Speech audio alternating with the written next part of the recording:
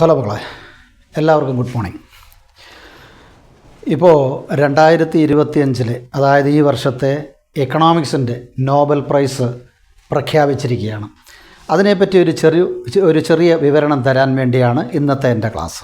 ഈ നോബൽ പ്രൈസിനെ പറ്റി വളരെ വിശാലമായിട്ട് എൻ്റെ മുൻ ക്ലാസ്സുകളിൽ അതിൻ്റെ നോബൽ പ്രൈസിൻ്റെ പേര്, അതെങ്ങനെ വന്നു, അതിൻ്റെ പ്രൈസ് മണി, അതിൻ്റെ ചരിത്രങ്ങൾ കംപ്ലീറ്റ് എൻ്റെ പഴയ ക്ലാസ്സിൻ്റെ അകത്തിലുണ്ട്. നോബൽ പ്രൈസ് നോക്കിയാൽ മതി, എല്ലാ വിവരങ്ങളും ഉണ്ട്.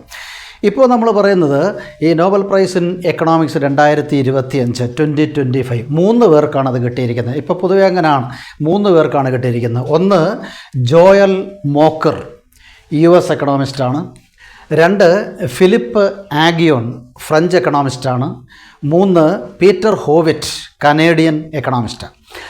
ഇതിൽ ജോയൽ മോക്കർ എന്ന് പറയുന്നത് നോർത്ത് വെസ്റ്റേൺ യൂണിവേഴ്സിറ്റി US അധ്യാപകനാണ്. ഫിലിപ്പ് ആഗിയോൺ എന്ന് പറയുന്നത് London School of Economics and Political Science, അതുപോലെ തന്നെ കോളേജ് ഡി ഫ്രാൻസ്, അവിടുത്തെയൊക്കെ അധ്യാപകനാണ്.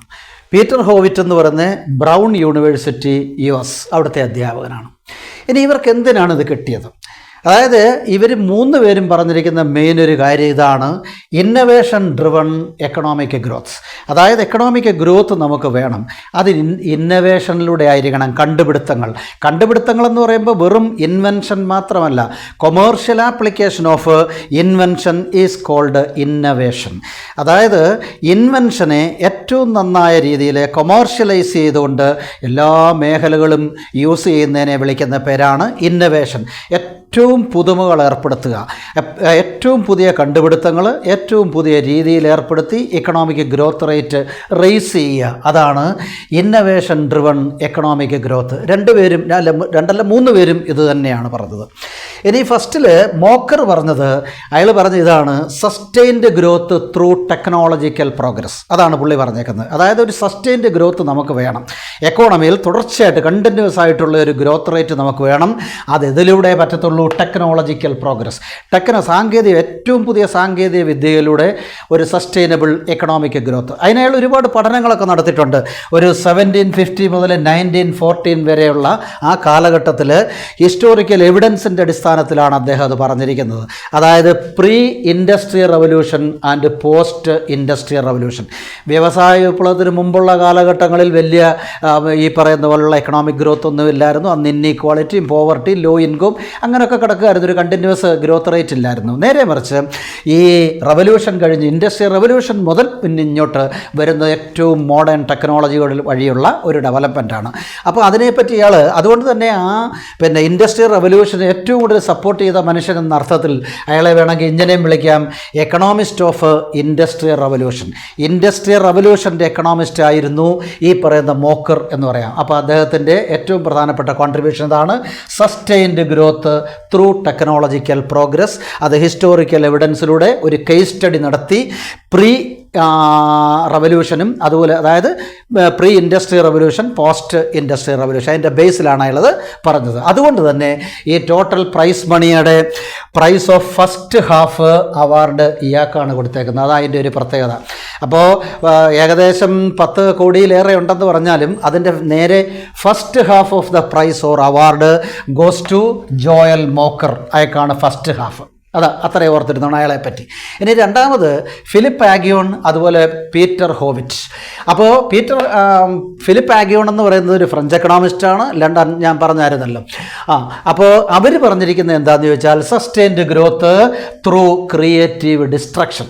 അപ്പോൾ ഇദ്ദേഹം പറഞ്ഞത് sustained growth through technological progress. അത് തന്നെ മറ്റൊരു തരത്തിൽ പറഞ്ഞിരിക്കുന്നു: sustained growth through creative destruction, ഉൽപ്പാദനക്ഷമതയോടുകൂടിയുള്ള നശീകരണം എന്ന് പറഞ്ഞാൽ പുതിയ കാര്യങ്ങൾ വരുമ്പോൾ പഴയത് മാറും. മാറ്റങ്ങളാണ് ഏറ്റവും ഇത് J.A. ഷുംപീറ്റർ എന്ന് പറയുന്ന ഒരു ഡെവലപ്മെൻറ്റ് എക്കണോമിസ്റ്റ് കൊണ്ടുവന്ന ഒരു ഐഡിയയാണ് ഈ ക്രിയേറ്റീവ് ഡിസ്ട്രക്ഷൻ. അതിനെ കുറേ കൂടെ മാത്തമാറ്റിക്കൽ അപ്രോച്ചിലൂടെ അവതരിപ്പിക്കുകയായിരുന്നു. ഒരു മാത്തമാറ്റിക്കൽ ബേസിൽ ഇവർ അവതരിപ്പിക്കുകയായിരുന്നു ചെയ്തത്. Sustained growth through creative destruction. നമുക്കറിയാം പുതിയ പുതിയ കമ്പനികൾ വരുമ്പോൾ പഴയത് മാറിക്കൊടുത്തേ പറ്റത്തുള്ളൂ.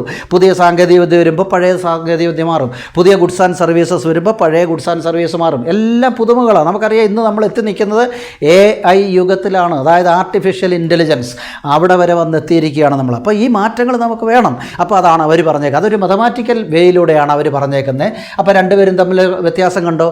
ഫസ്റ്റ് ഹാഫ് ജോയൽ മോക്കർ, അത് sustained growth through technological progress. Second half of the prize money എന്ന് പറയുന്നത് sustained growth through creative destruction. ഇത് രണ്ടുപേരുടെയും സംഭാവനയാണ്. അവരത് മാത്തമാറ്റിക്കൽ വേയിലൂടെയാണ് കൊടുത്തിരിക്കുന്നത്. പിന്നെ ഇവർ വേറൊരു കാര്യം കൂടെ, ഒന്ന് രണ്ട് കാര്യം കൂടെ പറഞ്ഞിട്ടുണ്ട്. അതായത് new and better economic policies are essential for this sustainable growth. ഒരു എക്കോണമിയിൽ സസ്റ്റൈനബിൾ ഗ്രോത്ത് വേണമെങ്കിൽ new and better economic policy എപ്പോഴും ഉണ്ടാകണം. അതിനെ നമ്മളെല്ലാം സൊസൈറ്റികളെല്ലാം തന്നെ അക്സെപ്റ്റ് ചെയ്യണം. കാരണം നമ്മുടെ ഇന്നത്തെ ഒരു ഡൈനാമിക് സൊസൈറ്റിയാണ്. അതുകൊണ്ട് നമ്മളതിനെയെല്ലാം അക്സെപ്റ്റ് ചെയ്യണം. പിന്നെ ഒരു കാര്യം കൂടെ അവർ പറഞ്ഞിട്ടുണ്ട്, മോഡേൺ ക്യാപിറ്റലിസം. മോഡേൺ ക്യാപിറ്റലിസം എന്ന് പറഞ്ഞാൽ നമുക്കറിയാം പഴയ കുറേ പുറകോട്ടിറങ്ങി നോക്കിക്കഴിഞ്ഞാൽ ഇന്നീക്വാളിറ്റി, അതുപോലെ തന്നെ പാൻഡമിക്, നമ്മുടെ കൊറോണ പോലുള്ള പാൻഡമിക്, ലോകം വ്യാപിച്ച തരത്തിലുള്ള പിന്നെ നശീകരണമായിട്ടുള്ള അസുഖങ്ങളും കാര്യങ്ങളും ഒക്കെ, അതുപോലെ ക്ലൈമറ്റിക് ചേഞ്ച് നമ്മൾ കണ്ടുകൊണ്ടിരിക്കുക. ഇപ്പോൾ എല്ലാം മെയിൻ ഡിസ്കഷൻ എല്ലാം അത് തന്നെയാണ്, ക്ലൈമറ്റിക് ചേഞ്ചിൻ്റെ ഡിസ്കഷന്. പോവർട്ടി, ഇന്നീക്വാളിറ്റി, ലോ ഇൻകം, ഇതൊക്കെയാണ്. ഇതെല്ലാം മാറണം. ഇതെല്ലാം മാറണമെന്നുണ്ടെങ്കിൽ ഈ പുതിയ മാറ്റത്തെ ഇവരും അംഗീകരിക്കണം. അതായത് ക്യാപിറ്റലിസം അംഗീകരിക്കണം. മോഡേൺ ക്യാപിറ്റലിസം, അതായത് എസൻഷ്യൽ ട്രീറ്റ്മെൻറ്റോടുകൂടി, അതായത് ഗ്രോത്തിന് വേണ്ടിയുള്ള ഏറ്റവും നല്ല സംഭാവനകൾ നടത്താൻ, ഇതെല്ലാം ഇന്നീക്വാളിറ്റി എല്ലാം ഒഴിവാക്കി ഏറ്റവും നല്ല ഡെവലപ്മെൻറ്റ് ആക്ടിവിറ്റിയിലൂടെ, മുമ്പേ പറഞ്ഞ പോലെ ഇന്നവേഷൻ ഡ്രിവൺ എക്കണോമിക് ഗ്രോത്തിലൂടെ പോകത്തക്ക രീതിയിലുള്ള ഒരു ക്യാപിറ്റലിസം, ഒരു മോഡേൺ ക്യാപിറ്റലിസത്തെ കൂടി ഇവർ രണ്ടും വിഭാവനം ചെയ്യുന്നുണ്ട്. അപ്പോൾ ഇതുകൊണ്ടാണ്, അപ്പോൾ ഈ കണ്ടുപിടുത്തം, രണ്ടുപേരുടെയും കണ്ടുപിടുത്തം പ്രത്യേകം ശ്രദ്ധിക്കണം. ഫസ്റ്റ് ഹാഫ് ഇയാൾക്ക് sustained growth through technological progress, രണ്ടാമത്തെ പിന്നെ അവാർഡിൻ്റെ ഹാഫ്, സെക്കൻഡ് ഹാഫ് എന്ന് പറയുന്നത് sustained growth through creative destruction. അപ്പോൾ ഈ രണ്ട് കാര്യത്തിന് വേണ്ടി രണ്ടും ചേരുമ്പോൾ ഒന്ന് തന്നെയാണ്, രണ്ടും കൂടെ ചേരുമ്പോൾ എന്താ, ഇന്നവേഷൻ ഡ്രിവൺ എക്കണോമിക് ഗ്രോത്ത്. ഇതിനാണ് ഇത്തവണത്തെ സാമ്പത്തിക ശാസ്ത്രത്തിനുള്ള അവാർഡ് കിട്ടിയിരിക്കുന്നത്. ഓക്കെ ആണല്ലോ, ശരി.